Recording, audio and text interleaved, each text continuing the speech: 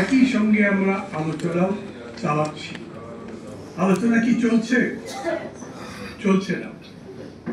বিএনপির সাথে নতুন বড় বড় নেতা ব্যক্তিত্ব যোগ দিচ্ছে, তাদের স্ট্যান্ডিং কমিটির বৈঠক হচ্ছে, সেই বৈঠকে যারা তারেক রহমান অনলাইন যুক্ত থাকছেন, কিন্তু আমাদের সাথে কোনো আলোচনা এখনো হয়নি। আচ্ছা, শেষ দিনে এসে যদি বলে ভাই আসেন 100 দিন নির্বাচন করি, এই 3টা সিট আপনাদেরকে দিতে পারলাম আর কিন্তু পারবো না, কি করবেন? কি করবেন? আবার চুপ করে আছেন।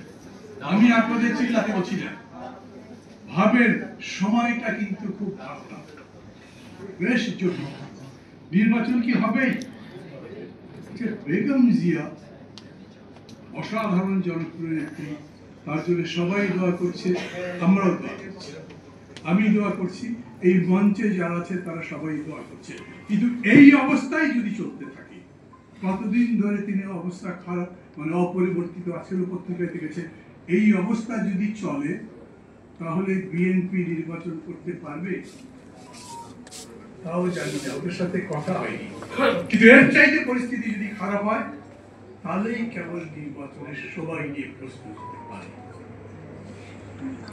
সেই বিএনপি আমাদের সাথে বসেনি, তারা তাদের মতো ক্যান্ডিডেট ডিক্লেয়ার করেছে, সেটা নিয়ে অনেক ঝামেলা চলছে। সেই পরিস্থিতিতে আমরা কটা সিট পাবো এই কথা ভাববার আগে ভাবে এই নির্বাচন সম্পর্কে আসলে জনগণ কি ভাবে। আমরা সংস্কারের কথা বলছি, এটা একটা খুবই বড় প্রশ্ন, আমাদেরকে এটা বিবেচনা করতে হবে। মানুষ, আপনারা যারা যারা গ্রামের সঙ্গে যোগাযোগ আছে, ওরা সংস্কার বোঝে? বোঝে না। মানুষের কাছে সংস্কার মানে কি? সর্বশেষ বিবিএস যে একটা হিসাব করেছে তাতে দেখা যাচ্ছে বাংলাদেশে গরিব মানুষের সংখ্যা 3,60,00,000। এই 3,60,00,000 এই ভোটে কি যায় আসে? আমি আমার এলাকায় যখন মিটিং করি তখন জিজ্ঞেস করি, এই আপনারা যতজন মানুষ আছেন তাদের মধ্যে এমন লোক আছেন যাদের সারাদিনে কোনো ইনকাম হয়নি? একেবারে বিনা ইনকাম মানুষ আমাদের দেশে কয়েক কোটি, আমি এক্সাক্ট হিসাব জানি না, সেই পরিসংখ্যান কেউ করেনি। তারা কি প্রশ্ন করবে?